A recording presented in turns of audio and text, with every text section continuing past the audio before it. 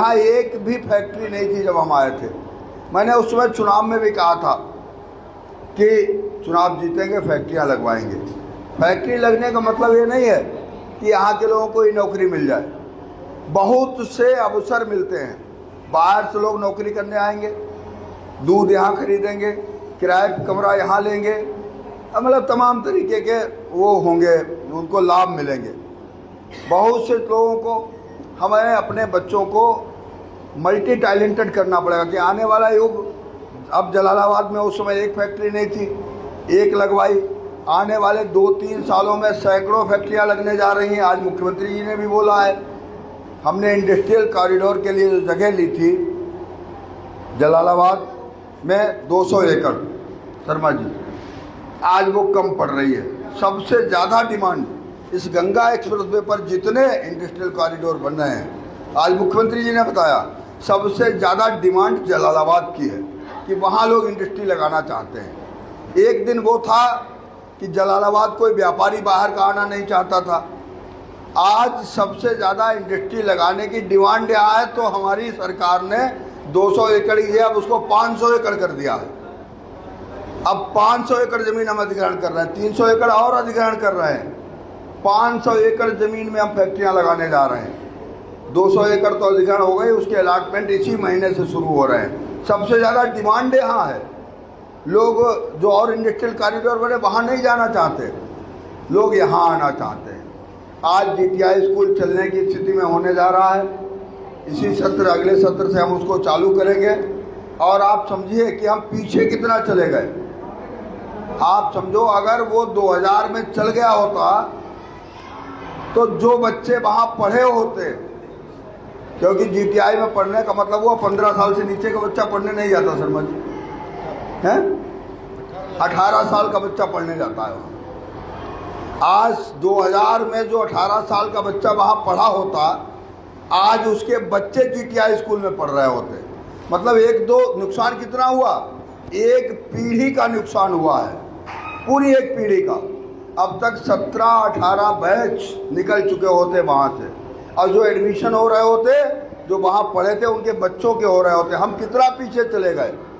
कई बार हम जातिवाद के चक्कर में, कभी किसी दूसरे चक्कर में बहुत सी बातों पर ध्यान नहीं देते, लेकिन हम पीछे कितना चले जाते हैं, इस बात पर हमारा फोकस होना चाहिए। अगर 18 साल पहले चल गया होता तो वो 18 क्यों, 22 क्यों, अब तो हो जाएंगी 26-27 साल है, 26 साल हो जाएंगी। 26 साल पहले अगर वो चल गया होता तो एक पीढ़ी, नई पीढ़ी उसमें पढ़ रही होती। आज 2006 में जब इन्होंने शुरू किया होगा तो क्या कल्पना करके शुरू किया होगा कि हम इंग्लिश मीडियम अपने बच्चों को पढ़ाएंगे। अभी हम दोनों लोग बात कर रहे थे कि विद्यालय तो बहुत हैं, वहाँ कोई मेहनत नहीं है। जो अभी बताया इन्होंने कि हम घर पर भी बैठा के बच्चों का डाउट क्लियर करते हैं। मतलब आप दूसरी जगह पढ़ाते हैं, आपको बच्चों को ट्यूशन भेजना पड़ता है, इनके यहाँ पढ़ाते हैं तो उनका डाउट कोई है तो अपने घर पर भी क्लियर करते हैं। ये बड़ा काम है, एक मिशन का काम है जो इन्होंने मिशन लिखा है ना, इसमें ये मिशन शब्द की सार्थकता है।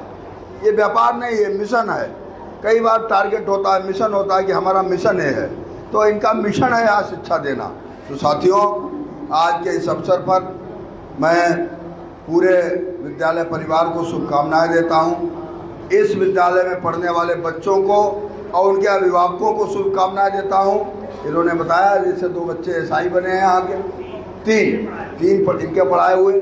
तो शिक्षक निर्माता होता है, तो ये निर्माण कर रहे हैं इसका।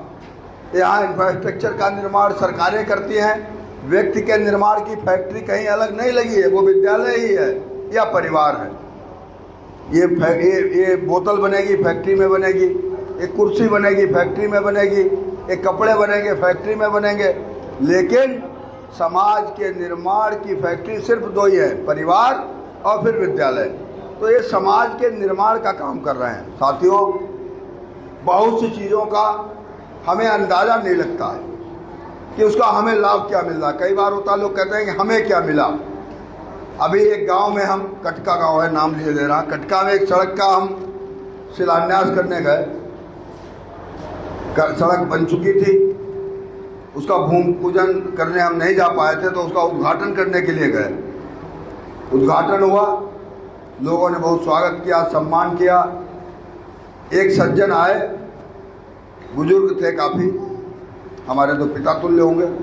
बोले विधायक जी हमें कहाँ मिले जब तुम जीते? तो हमने सड़क बन गई है।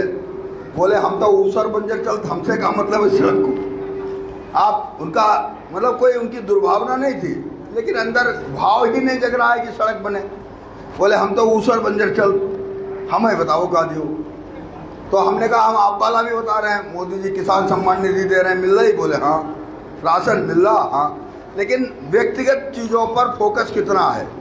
और सड़क अच्छी बनी है तो इसका अप्रत्यक्ष लाभ और प्रत्यक्ष लाभ, आपकी मोटरसाइकिल की रिपेयर कम होगी, तेल कम लगेगा, समय कम लगेगा, तो ये सब पैसा बच रहा कि नहीं?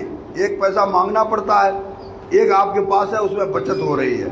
आप देखिए परौर रोड पे अगर आप जाते पहले, आंधी देही रोड पर जाते पहले, तो यही देख लीजिए, और यही विद्यालय के सामने वाली सड़क ब्लॉक की वाली है। आज देखिए स्थिति क्या है इसकी। वो सारी सड़कें, मैं किसी एक सड़क का नाम नहीं लूँगा, सड़कों से इंफ्रास्ट्रक्चर बढ़ता है, हमारा आने जाने का समय बचता है। आज जलालाबाद, आज कलाम से, अभी मैं बरेली से आ रहा हूँ मुख्यमंत्री जी की मीटिंग से।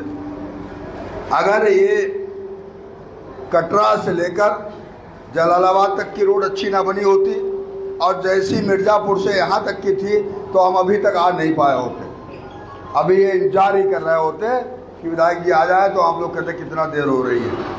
हमें कटरा से लेकर यहाँ तक 1-1.25 घंटा लगा। जब शाहजहाँपुर से चलते हैं बरेली मोड़ से, तो 20 मिनट में जलालाबाद आ जाते हैं। तो समय की बचत होती है, पैसे की बचत होती है। साथियों, आज ये विद्यालय के शुभारंभ का अवसर है, मैं बहुत शुभकामनाएं देता हूँ। अच्छी बिल्डिंग है, मैं आपके विद्यालय में 1 क्लास का फर्नीचर भी भिजवा दूँगा 1-8 महीने में, हैं, और कि आप बाकी अपनी व्यवस्था करिए। लेकिन एक क्लास का कितने बच्चे बैठते हैं क्लास में? 40। तो 40 बच्चों का हम फर्नीचर आपको भिजवा देंगे, जिससे बच्चे अच्छी तरीके से बैठें। बाकी कुछ परमात्मा समर्थ बनाएंगे तो कुछ और भी करेंगे, लेकिन फ़िलहाल इतना कर देंगे। धन्यवाद। जय हिंद, जय भारत।